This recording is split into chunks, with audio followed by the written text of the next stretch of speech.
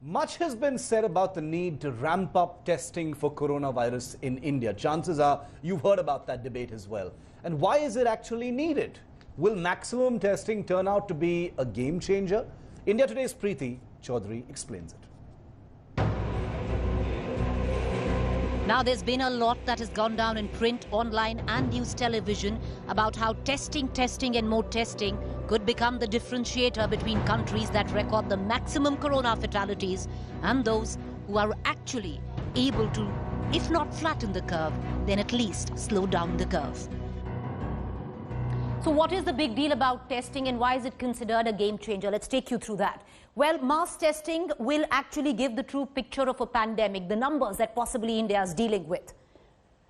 Poor testing rate may mask positive cases. If we are just not testing enough, we might not be able to pick the positive corona cases out there. Now, limited testing may lead to many undetected communal spreads. Now, we're already getting in lots of cases that have come in with no contact at all. This could be minimized if we have mass testing.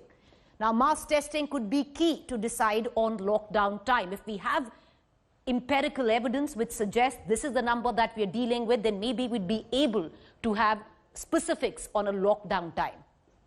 And lastly, like I said, mass testing may provide empirical data on areas that need sealing, which need to be sealed immediately because the cluster outbreaks are being reported and being tested, tapped into. All right, now let's talk about India, criticized for just not testing enough. What are our figures? Well, till the 15th of March, India was testing just 10 samples per million. 10 samples per million. Well, 27th March, India has moved up to testing 20 samples per million. So how does India stack up against other countries? If India is testing 20 samples per million, then UK is testing 1,788 samples per million. America stands at 2,442. And importantly, two countries that entered the theatre of the corona pandemic testing as much as they could, South Korea and Germany, are testing 7,622 samples per million and 5,812 samples per million respectively. If South Korea has flattened its curve with mass testing, then Germany has reduced fatalities way more than any European country. Well, so in that context, till now India has tested just 42,788 samples. The amount that possibly South Korea is testing every week. We've just tested that much. 123 government labs are functional right now across the country. Some of them include private labs as well, which are 49 private lab chains conducting tests as we speak. Ultimately, the overwhelming empirical evidence suggests only two solutions. Number one, social distancing. Stay at home, India, stay alive. And number two, India test and test some more, like your life depends on it. And just so you have information about the various stages of a pandemic, I want to take you through those stages because this is important, it's technical. Here's what phase 1 is all about. In phase 1, cases are imported from other countries. People coming from abroad, they get the virus from there and they bring it in. That's phase 1. Phase 2 is called local transmission of those positive cases. So people coming in from abroad, they infect people who are locals, who have not traveled abroad. And phase 3, which is the buzzword you're hearing about now, about whether India is in phase 3 or not, is community transmission, where it spreads in the community unchecked. Nobody can tell if these are people who come from abroad or not, but basically locals spread to other locals and it pretty much just goes viral. And in phase 4, the disease takes the shape of an epidemic within the country with no clear endpoint. At that point, it is completely out of control and the authorities don't have a clear focus on how to bring it to an end. In times of crisis, scientists and innovators come to the forefront, demonstrating and building new machines and technology to fight challenges. With the onslaught of COVID-19, there are such innovators in India who are claiming to have had breakthroughs. Nolan Pinto in Bengaluru went to talk to some of these innovators. Here's what some of them told us.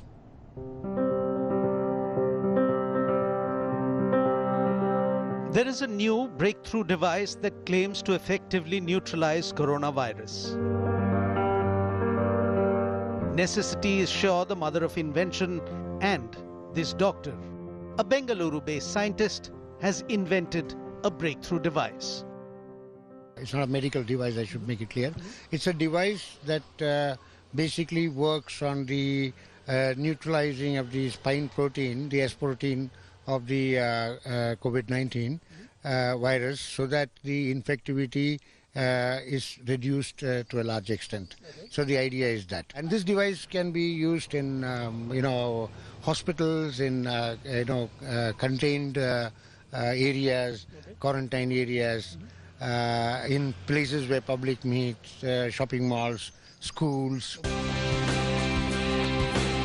The scientist claims it disables the virus by bombarding the area with trillions of hypercharged electrons per second.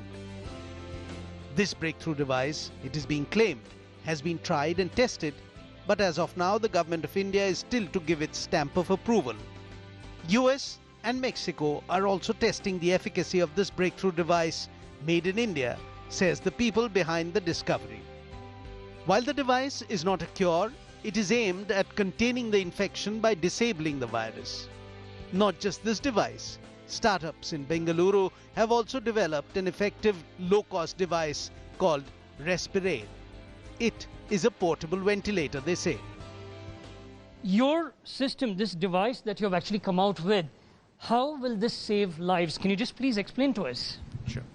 So this device is a portable handheld device. It can provide intermittent positive pressure ventilation. So when a patient has respiratory arrest due to comorbidities COVID-19, so a patient who has pre-existing conditions and there are no enough ventilators in hospitals, this can come in handy. So this can actually save lives, and it can be used as a life support as an intermediary. As you can see, this is automating the ambu bag, just like simulating the patient motion. So it is giving inspiratory and expiratory ratio, it is giving breath rate, it is giving tidal volume. So the patient who is requiring a mechanical ventilation. The innovators claim that where there is a fight for ventilators in hospitals for COVID-19 patients, these kind of affordable devices can stabilize patients during respiratory arrests by mechanically providing intermittent positive pressure ventilators. While talks of mass production are on, it is being said that this device will cost less than 50,000 rupees, which is on the lower scale than regular ventilators. This story filed by Nolan Pinto in Bengaluru for India Today TV. The United States is bracing for its darkest hour after its death toll due to COVID-19 surpassed China on Tuesday. More than 4,000 people have died in America, and the total number of confirmed cases has crossed 180,000. With over 75,000 cases and 1,500 deaths, New York continues to remain the epicenter of the coronavirus outbreak. New York City's mayor has pleaded with the Trump administration for an additional 1,000 nurses, 300 respiratory therapists, and 150 doctors by the 5th of April. The U.S. government has raced to build hundreds of makeshift hospitals to ease the strain on an overwhelmed healthcare system. More than 262 million Americans are currently under stay-at-home orders. The U.S. president has warned citizens of a tough 2 weeks and projected that coronavirus pandemic could claim 1 or 2 lakh lives in the coming weeks. It's a matter of life and death, frankly. It's a matter of life and death. We're going to go through a very tough 2 weeks. And then hopefully, as the experts are predicting, as I think a lot of us are predicting after having studied it so hard, you're going to start seeing some real light at the end of the tunnel. But this is going to be a very painful, very, very painful 2 weeks. This is going to be one of the roughest 2 or 3 weeks we've ever had in our country. We're going to lose thousands of people. And let's take a look at all the updates on the coronavirus outbreak from the rest of the world as well. Hello everyone, this is Rahul Kamal here. Hope you enjoyed this video. For the latest news and analysis, like and subscribe the India Today YouTube channel, and don't forget to press the bell icon to stay updated.